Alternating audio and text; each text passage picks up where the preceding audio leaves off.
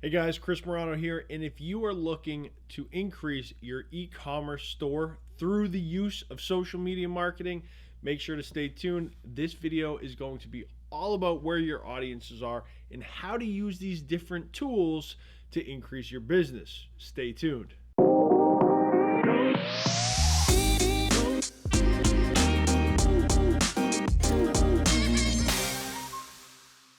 All right, so first things first, straightforward.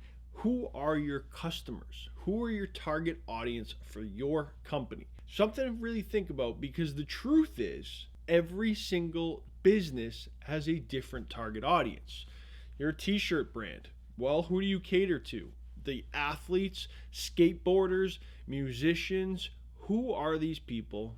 And then where do they go? My name's Chris Morano. I'm the Chief Executive Officer at Blue Water Marketing, a digital agency that specializes in e-commerce store growth, and I also own my own e-commerce store. So the goal of this is to help you guys understand everything that I've learned over the last 14 years in the advertising industry to grow your businesses. So like what I was just talking about, it comes down to who your audience is. So this year was pretty crazy when it came to Facebook. A lot's changed. A lot of the results aren't as good as they used to be. So as an e-commerce store owner and a marketing agency owner, we're starting to look at different alternatives to Facebook. And not to say we're moving anything. We've taken a little bit of budget, reallocated it here and there, but we're focusing on what other ways can we increase our value, or how my store can get more sales by trying different aspects of social media marketing. So my first little tip of information is the demographics of each of these platforms. Instagram is currently used by 59% of the millennial demographic. So although Facebook might be kind of weird and saturated and your reach isn't as good as it used to be, Instagram is still a huge front runner for growth. That's where the majority of people are still spending their time. And it's not a fad. We know Instagram's been around for a long time, and chances are it's not going anywhere, especially compared to TikTok, which is a new thing. We're still trying to figure out how to navigate the world of TikTok, and it's just very, very strange video format and creative. It's weird.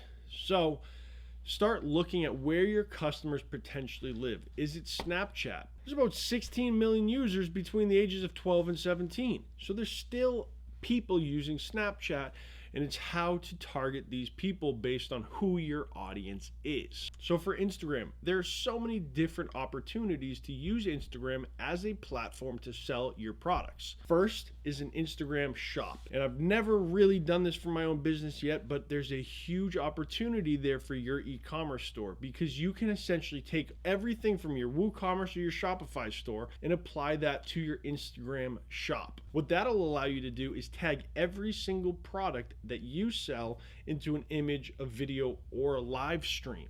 So you can literally be live streaming about your product and then tagging it so that whoever's watching has the opportunity to purchase directly from you on your e-commerce store. The goal is to understand your customer journey. And if we can exclude them from ever having to go onto your Shopify store and purchase directly on Instagram, that's a success in my book. There's actually a statistic out there from Yotpo that says 30% of Instagram users have purchased from an Instagram shop on the platform. So what this is telling me is that 30% of millennials have purchased on Instagram. Tell me that's not a huge opportunity for you. If you guys are liking this video so far, give me a thumbs up, hit that subscribe button. I put out videos every single week, literally just trying to help you understand digital marketing. So staying in the same lane of these shops, we all know Facebook also has a shop option. You can connect it to your Shopify store, you can do it directly on Facebook, but utilizing these different ways to get purchases is important for your e-commerce and social media marketing strategy. Within these comes a whole breadth of other concerns, right? images, video, ad copy, post copy, all these different things to understand how you're engaging with your customers. So with the new iPhone 13 or just every other iPhone around in the last couple of years, the photos are amazing. So making sure that you're conveying your brand to your potential customers. Using hashtags are still super important. The last data I saw was used between 8 and 14 hashtags. You don't want to use 30 because that's so much and the algorithm just can't work as well as you're hoping. So keep it short, keep it concise. That way you're starting to build a reputation within the algorithm that says, hey, this company sells sneakers and donates to Africa or some great cause. So ensuring that you're using between 8 and 14 hashtags to get your products across and hopefully get on that explore page. Another social media marketing trend that I absolutely think you need to start using is utilizing AI chatbots. Implementing these onto your website or your Facebook or Instagram page, which Instagram now does allow, to offer people the opportunity to ask questions about your products. Maybe it's shipping, because we all know there's a huge logistics issue these days. Or maybe it's about your materials, your product lines, when something's coming back in stock. Any of these different questions can be answered by utilizing an AI chatbot. So you basically set it up so that there's a string of variables that if someone asks this, or you set it so that there's only 4 questions that these people ask, click on it, and then it has automated responses based on the if, ands, and ors. These different things give the user a certain personal connection to your brand. Or you can hire a VA somewhere overseas and they can be responding live, but that's neither here nor there. Try a chatbot. Engage with your customers. Also, if you're using Facebook and Instagram, now you've captured some of their information. You know who's interested. You know who is engaged with an ad. From there, you can build out ad campaigns based on who is engaged with an ad, or clicked on an ad, or clicked on your website, or clicked on a product page of your website. So starting out correctly offers a huge variety of options for your business. Another tip that I suggest is to start using a social listening tool.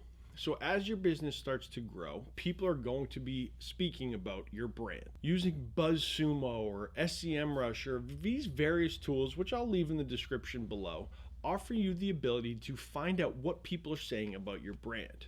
How are they engaging or speaking about your products? Understanding this then becomes a huge tool to your advantage that you can begin writing ad copy. Maybe if there's a lot of the same questions popping up, write an ad specifically answering that question so there's no more confusion any longer. Using a social listening tool also helps you identify if there's any publishers that are posting and creating content about your business. Maybe there's reviews, maybe there's negative reviews. You need to have these social listening tools so that you're able to identify your business and how it's being portrayed around the world. Again, if you guys like this video, go ahead, thumbs up, and let's get back into it. My next tip is to stay on brand. So many people these days with all this technology, and trust me, as you can see what my whole setup looks like, technology runs everything. And so with that, you're like, I want to try this, I want to test this, but stay consistent. The one consistent thing about my agency, Blue Water Marketing, is that I make videos every week and we publish blogs all of the time. It's the only consistency in my life. So for you guys, make sure that you're taking an approach to your creative assets the same way and be consistent. So what'll happen is my brand is a very dark e-commerce feel to it, right? It's for men, and so it's blacks and browns and grays. I can't go and create a bright pink background photo shoot for my products. I need to stay on brand. Now, what we will do is on a quarterly basis, shift that brand slightly to adhere to one of the 4 seasons. So this season, it's going to be dark browns and dark oranges to have that Halloween feel, dark greens, very deep reds coming the holiday season.